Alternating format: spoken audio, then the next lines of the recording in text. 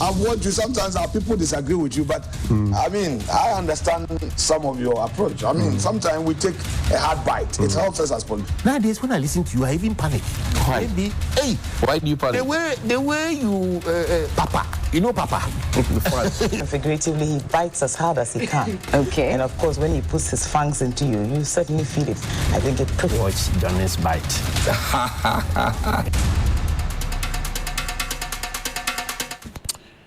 Bismillahir Rahman Rahim. Alhamdulillah Rabbil Alameen. Hasbunallah wa ni'mal wakil. The Lord is my light and my salvation. Whom shall I fear? And yea, though I walk through the valley of the shadow of death, I will fear no evil, for you art with me. Thy rod and thy staff, they comfort me. Thou preparest a table before me in the presence of my enemies. You anoint my head with oil, my cup runneth over, and surely goodness and mercy shall follow me all the days of my life. And I will dwell in the house of the Lord forever and ever. Amen. Assalamu alaikum. It's Wednesday. Welcome to Johnny's Bite. I want to say thank you to Sonar Fashions in Tamale for my outfit. 0246 590 162. That's 0246 590 162. Those are the numbers to call to connect with Sonar Fashions in Tamale. It's in Kuko. 0246 590 162. Please make that call down. And I've had a lot of people on my page, some people who have blocked their profiles on Facebook, on the Blue app, insisting that I have to talk about Obuasi. I spoke about Obuasi on Monday. It is because those people do not listen and they choose what they want to hear. Monday is just 2 days away. They don't listen, they choose what they want to hear. And the same thing that took some people into opposition is the same thing that they have reinforced. I spoke about Obuasi here on Monday. I'm not a hypocrite. I spoke about it here. And I say those people don't listen. They choose what they want to listen to. You have had the effrontery to block your space and lock your profile because you lost an election. Because I saw the post that you made and the posts are still there. You have not deleted them. You have locked your profile and you want to dictate to another man what he should be posting on his page. Are you not a hypocrite grade 1?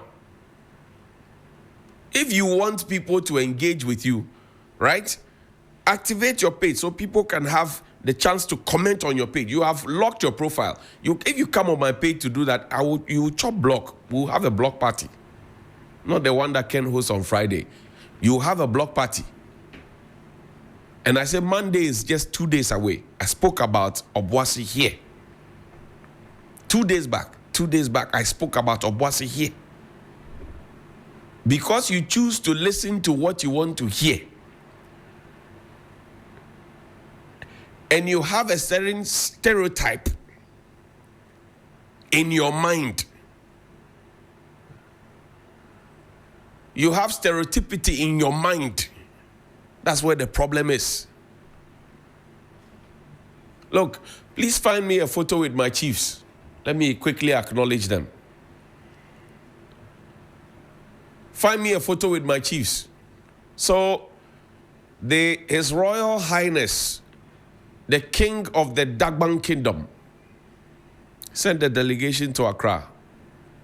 And as a small chief, I felt obliged to meet them. Nantona MB Bauer, the two-time Council of State member on the left in the golden apparel. And then to my left is Na Dr. Mahama Jacob Zangbalung Na, official spokesperson for Yana himself.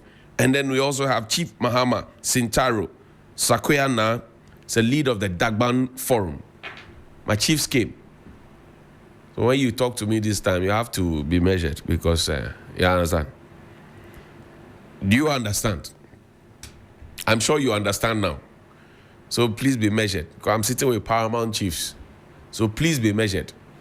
I'm a Dagban at heart. And let me say Daseba to my Dagbanites and ask them Kaula. and ask them, Tuma be a wula.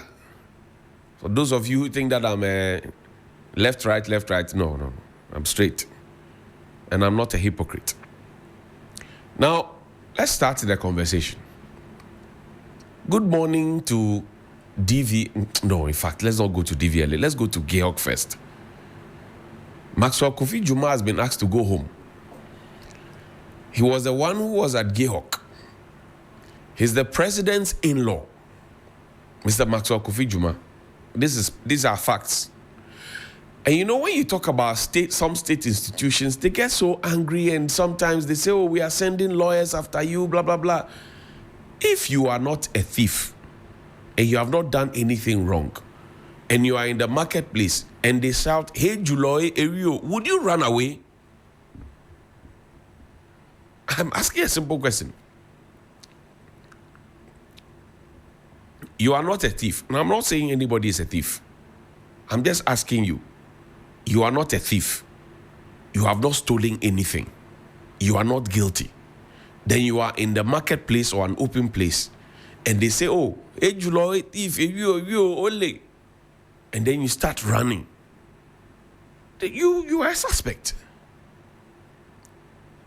You see, when you talk about people who are paid with our taxes, and they get angry and their first import is say, we will send lawyers after you. When what they have said, they have actually said before constitutionally mandated institutions. You must watch them again and say, you don't deserve to be in those positions. Please listen to me well. I say when you repeat what people have said before constitutionally mandated bodies under oath, and they say, we will send our lawyers after you, those people, they are not to be trusted. Oh, yes, I'm telling you. As for the institutions, they must all sit up because they are part of our problem. The institutions, they are part of our problem. Somebody is planning to buy new vehicles for a state institution, but they are not willing to do business with SIC, the state insurer. Somebody is planning to build a new edifice. They have given a huge contract, but they are not planning to insure with SIC.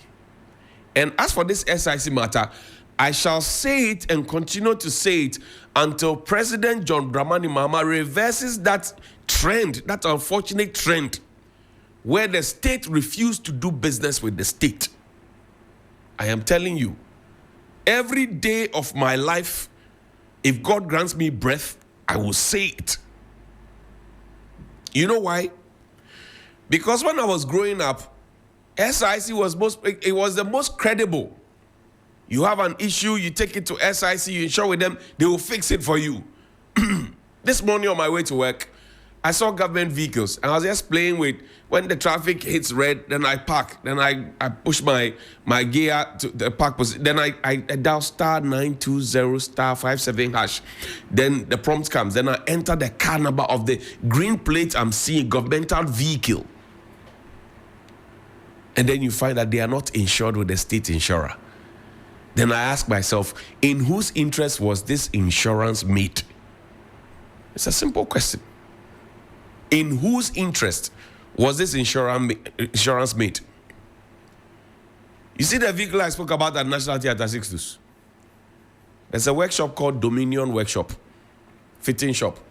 Oh, I'm chasing the vehicle. We'll find it. The Honda, the metallic gold. Dominion. Yeah.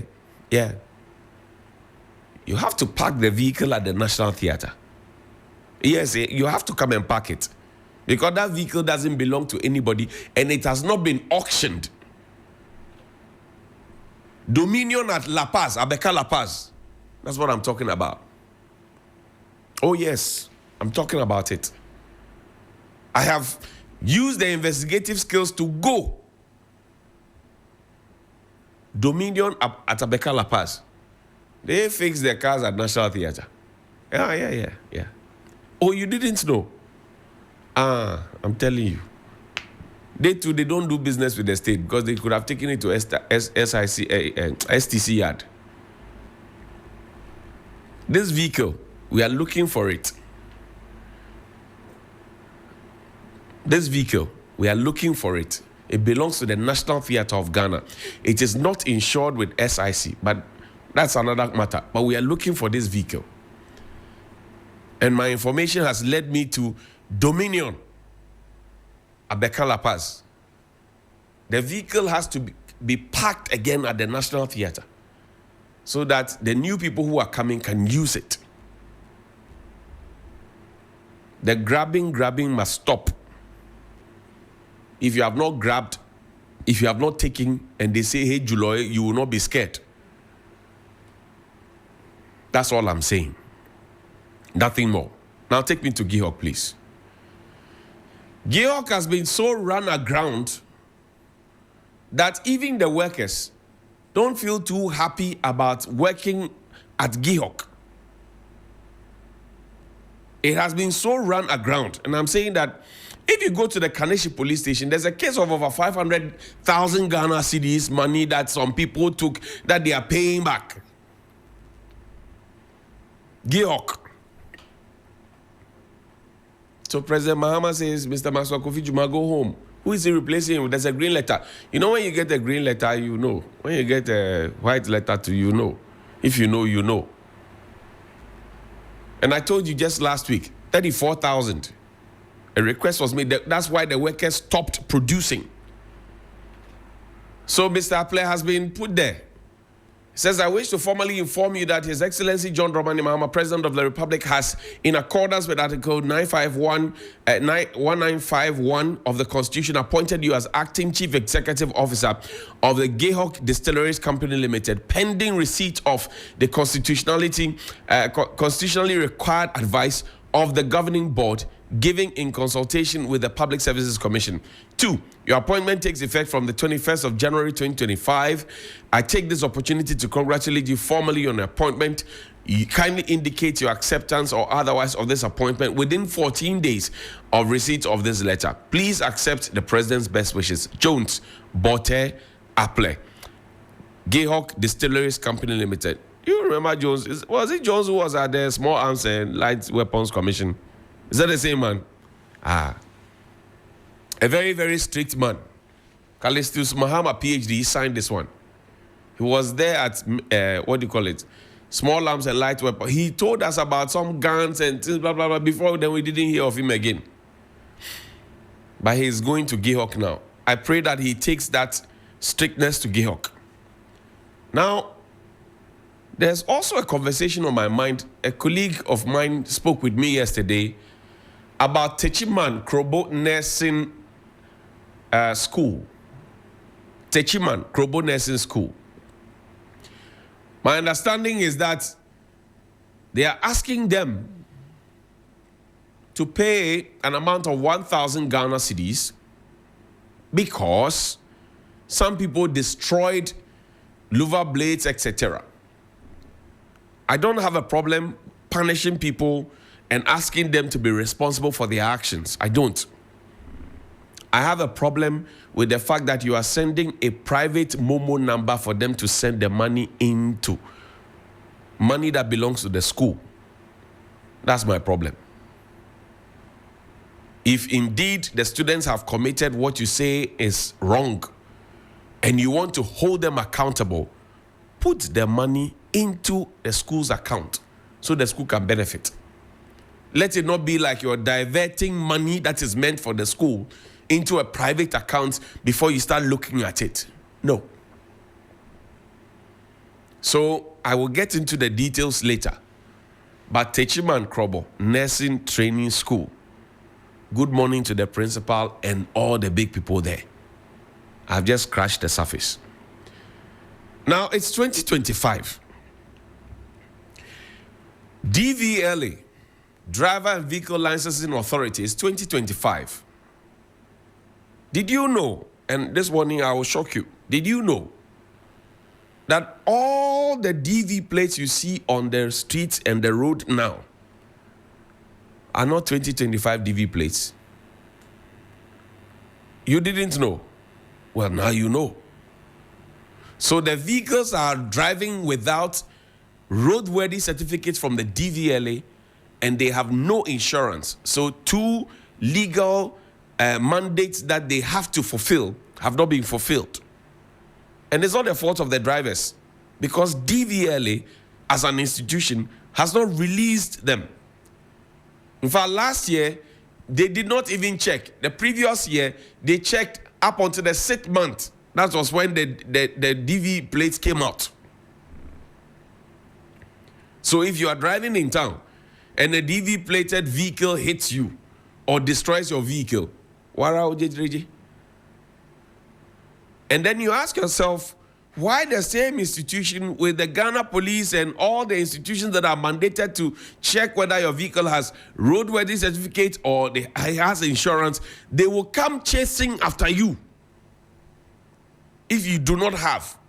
But they know that all the DV plates in this country as we speak, check. When you meet a DV vehicle, check. It's 2024. There's no 2025. And you ask yourself, why? All the DV vehicles, they have not released them. Because the people who get the contract themselves sometimes even talk to the Guru boys to also put the fakes in it. But can we not have a system where we, for example, decide that by the close of December, last week in December, we insist that all the DV plates must be produced so that anybody who wants them or who is importing a new vehicle or wants to still use a DV plate can go and have access to it. The insurance companies know what I'm talking about. The DVLA knows what I'm talking about. The police, they know what I'm talking about. They are all complicit, but everybody is quiet. I said there's no DV plate in this country as we speak now in 2025. And your life has been endangered because of that. You cannot find insurance. If somebody hits you, you won't find insurance. I'm telling you. Any DV plate you see today has expired, and they are riding on our roads with DV plates that have expired. And we know that the police hitherto would have arrested you. So what is happening? Is the DVLA headless because a new chief executive or managing director or whatever it is has not been appointed? Are they headless now? They have no head on their necks? I'm asking. Children are crossing the road every now and then. Old men are crossing the road every now and then. DV plates. There's no insurance. There's no roadworthy certificate. And they are riding in town. Freely. They have given everybody a big gap. They are riding in town freely. Now, I'll quickly talk about street sweepers, because yesterday an old woman came to me for the umpteenth time. And it's so admirable how she takes her grandchildren to school and from school. I don't see the to school part because I have to be here earlier.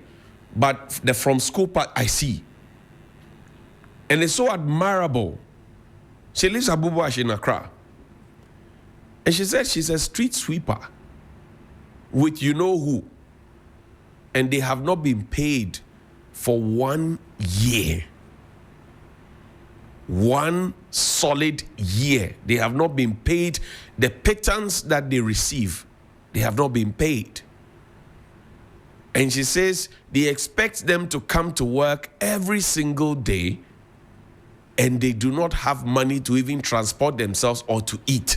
The reality of street sweepers in this country is the reality of street sweepers in this country. They have not been paid. And you know who is owing them. And the people who owe them, they know. They have not been paid for 1 solid year. Imagine if you were working and this old woman taking her grandchildren to school.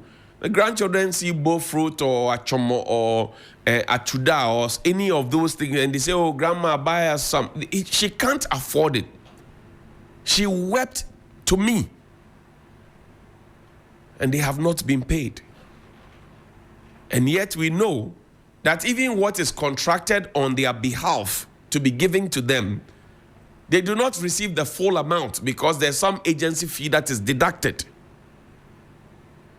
They have not been paid. What kind of lack of fellow feeling do we have in this country? Sometimes I don't understand that you know that what you are doing is not good, but you insist on doing it because it inures to your benefit. There's no fellow feeling. There's no conscience. Nothing. You know that what you are doing is wrong, but you will do it anyway. And then they'll say, oh, we will send the lawyers after you. We will. And some people actually have the effrontery to threaten. Yesterday, an immigration officer gave me information about some immigration officer who is stationed at Ho, who is a big man who is supposed to be on retirement, but he's still there. And I said, if you have gone on retirement and you have not been given a contract extension, what do you go to the office to do? It's a simple question. What do you go to the office to do? There are two state institutions that I will talk about. Not today, tomorrow. I promised I was going to talk about Ghana Water. I promised that I was going to talk about another state institution. Not today, tomorrow. Please indulge me. Tomorrow. Or maybe Friday. But this week, Ibagbe. Now, I have a simple question. This is what happened to the 4 hotels that SNIT owed that we wanted to sell. We said we were going to look into it. We haven't looked into it. Okay. I don't know who President Mahama will send there. But there's an article I read to you, if you remember, captured in Uncle Ebo White's The Roverman's report. It was Uncle Ebo White, our own Uncle Ebo White, who is so much respected in this country. Playwright, mentor, coach, counselor, whatever. All those accolades. He wrote about a man called Mr. Thompson.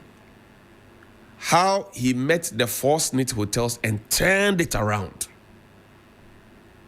If President Mahama wants to succeed with the 4 SNIT hotels, he should find that gentleman and give him the deal. Because Uncle Ebo White was the one who gave the testimonial about him of the 4 hotels that we wanted to sell off because we told the world that it was not profitable. And that is how we lower the bar on every state institution and we trade it off.